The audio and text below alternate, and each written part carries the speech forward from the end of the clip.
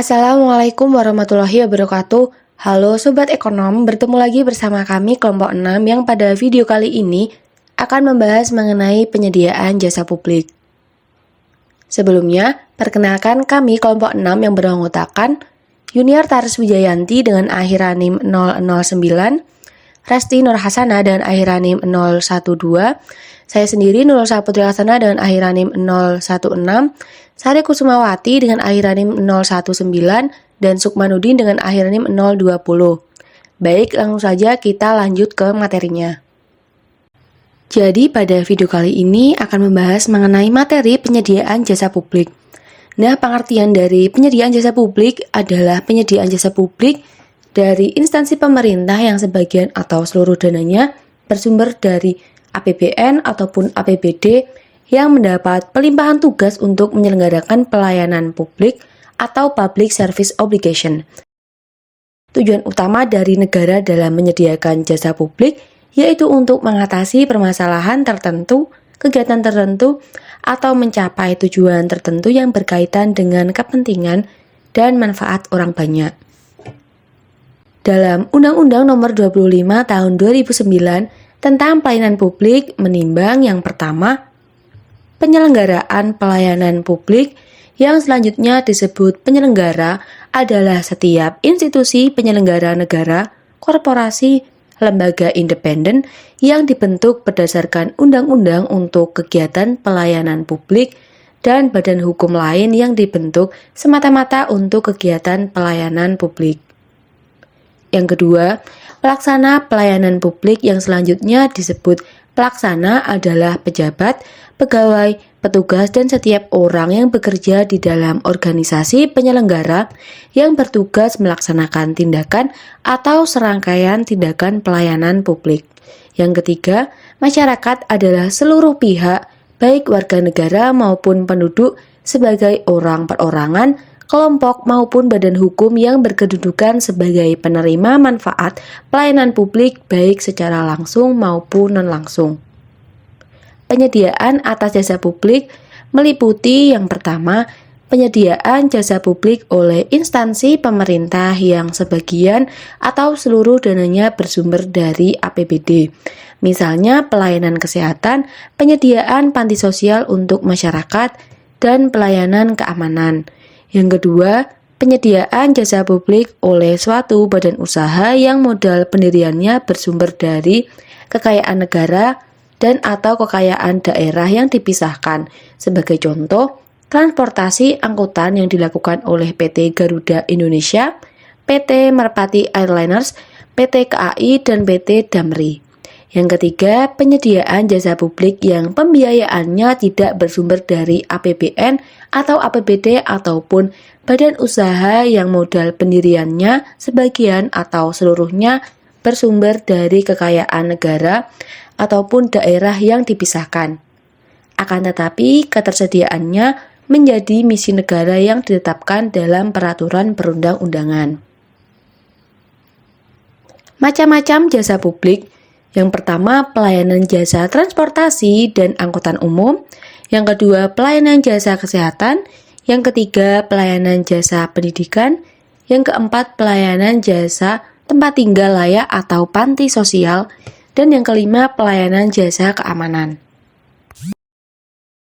Permasalahan nyata dari konsep penyediaan jasa publik ini adalah proyek kereta cepat Jakarta-Bandung.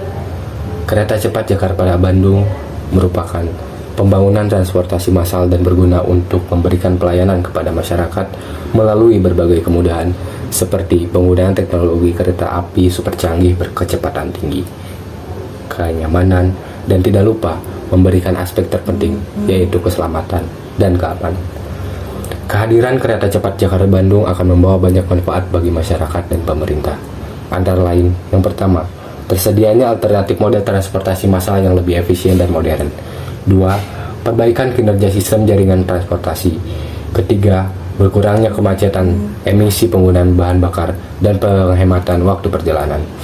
Keempat, tersedianya lapangan pekerjaan baik pada saat pembangunan proyek maupun pengoperasian. Kelima, potensi pengembangan kawasan baru pertumbuhan ekonomi di stasiun. 6. menumbuhkan peluang usaha khususnya usaha mikro, kecil, dan menengah UMKM yang dapat menimbulkan multiplier effect. Ketujuh, pemerataan pertumbuhan ekonomi di wilayah sekitar DKI Jakarta dan Jawa Barat.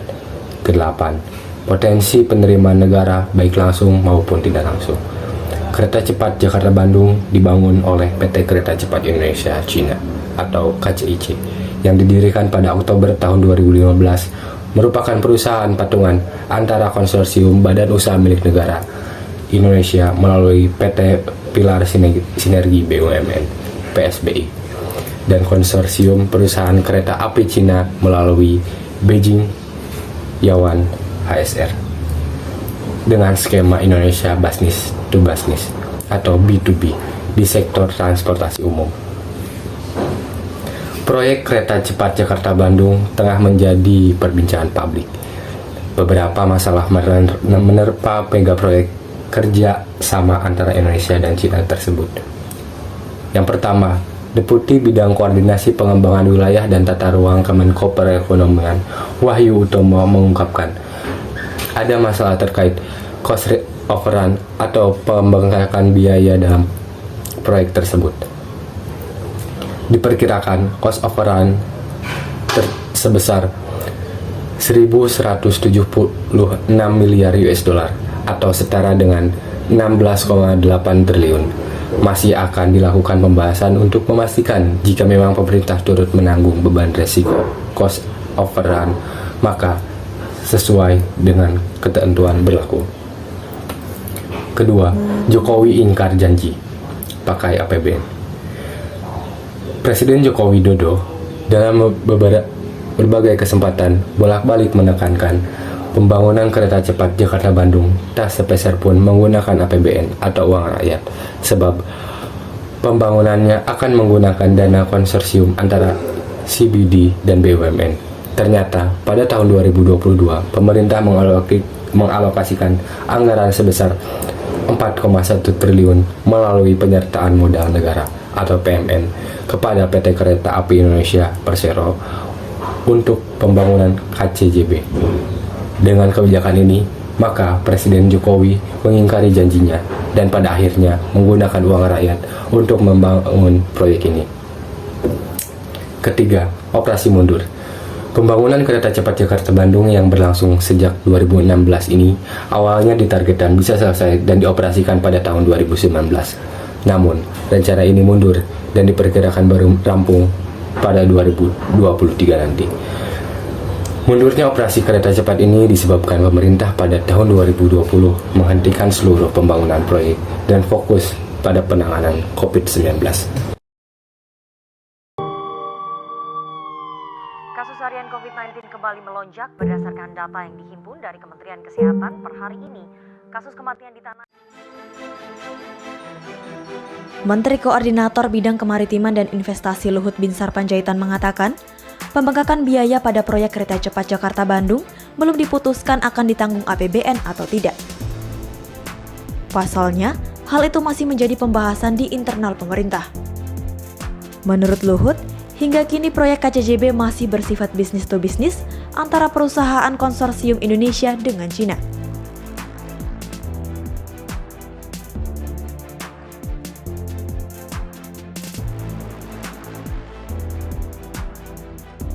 Sementara Luhut mengatakan, tak menutup kemungkinan akan ada suntikan pendanaan dari APBN dalam proyek pembangunan KCJB.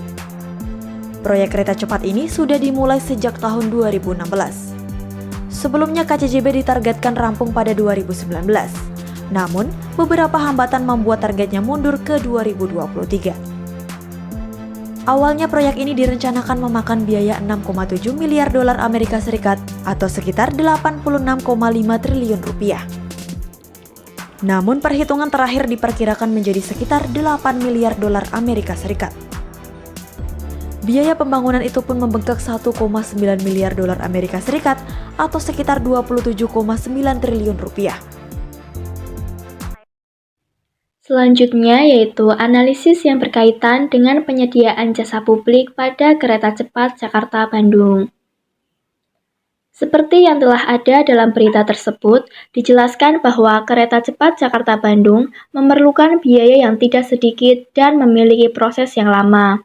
Beberapa analisis terkait proyek kereta cepat Jakarta-Bandung atau KCJB ini yaitu: yang pertama, pembangunan berkelanjutan adalah suatu pembangunan yang dapat memenuhi kebutuhan saat ini dengan memperhatikan kebutuhan generasi yang akan datang.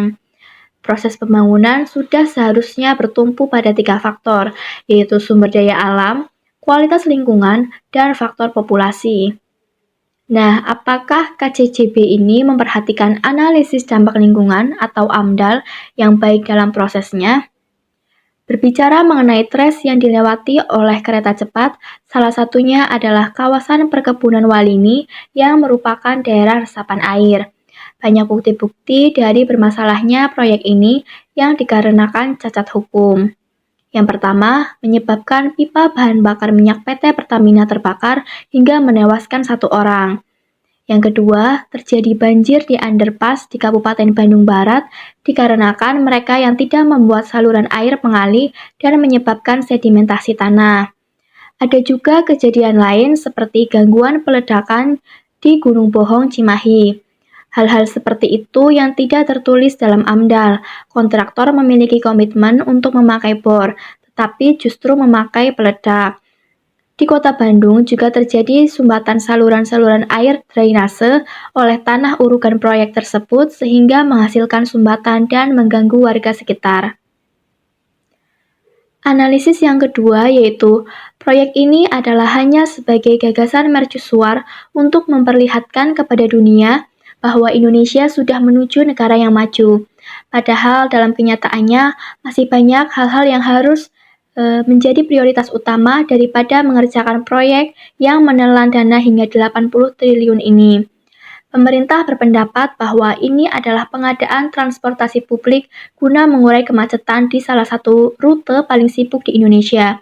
Tetapi Wahana Lingkungan Hidup atau WALHI berujar publik yang dimaksud itu publik yang bagaimana? Ketika harga kereta cepat yang ditetapkan itu dinilai tinggi, tentu tidak bisa menjangkau seluruh publik yang dimaksud oleh pemerintah. Nah, analisis yang ketiga yaitu public goods dalam pandangan ekonomi harus memiliki syarat non-rival, yaitu satu orang tidak mengurangi ketersediaan untuk orang lain atau barang dapat dikonsumsi secara efektif oleh lebih dari satu orang, dan non-excludable, yaitu keadaan di mana kita tidak bisa membatasi orang-orang yang tidak membayar untuk menikmati barang atau jasa tersebut. Nah, hal ini kontras dengan adanya kereta cepat Jakarta-Bandung, di mana proyek ini bisa disebut sebagai private goods. Tiket dari penjualan transportasi ini memiliki keterbatasan kursi, dan jika habis tentu menghambat orang lainnya. Proyek ini juga memberi penjual kesempatan untuk mendapatkan untung. Hal-hal seperti inilah yang sangat disayangkan oleh berbagai pihak. Ketika pembangunan kereta cepat Jakarta-Bandung banyak memakai sumber daya alam dan sumber daya manusia yang cukup banyak, tetapi ke depan dalam pengoperasiannya sektor publik yang dituju tidak sepadan dengan publik dalam teori ekonomi. Adanya proyek kereta cepat Jakarta-Bandung yang menimbulkan masalah utama, yaitu pembengkakan biaya serta permasalahan-permasalahan lain yang muncul akibat proyek ini, maka terdapat beberapa solusi untuk menyelesaikan atau mengatasi permasalahan tersebut. Di antaranya, yang pertama mencari strategi investor lain yang diutamakan dari domestik. Dikarenakan jika menggunakan alternatif hutang baru, dipastikan akan semakin sulit bagi BUMN untuk menghandle berkelanjutan proyek. Yang kedua, mencari donatur non-fiskal secara bersama-sama antara pihak Indonesia dan pihak Cina, seperti mengajak bekerja sama dengan investor-investor swasta menggunakan skema private-public partnership. Di tengah ketidakpastian ekonomi, APBN sedang diperuntukkan sebagai shock absorber untuk meredam gejolak-gejolak seperti inflasi, maka mencari donatur non-fiskal menjadi salah satu solusinya. Yang ketiga, pemerintah bisa mengajukan keringanan utang. Indonesia sebagai presidensi G20 dapat mengusulkan keringanan utang bagi negara berkembang agar tidak berisiko pada APBN. Proyek kereta cepat Jakarta-Bandung ini sebagai proyek yang bisa diringankan beban utangnya, terutama kepada pihak Cina bisa menjadi salah satu opsi. Jadi, Indonesia sebagai presidensi G20 bisa mendorong pengampunan utang sebagian atau penurunan suku bunga. Yang keempat atau yang terakhir, ada opsi debt swap atau pertukaran utang yang dapat dilakukan oleh pemerintah.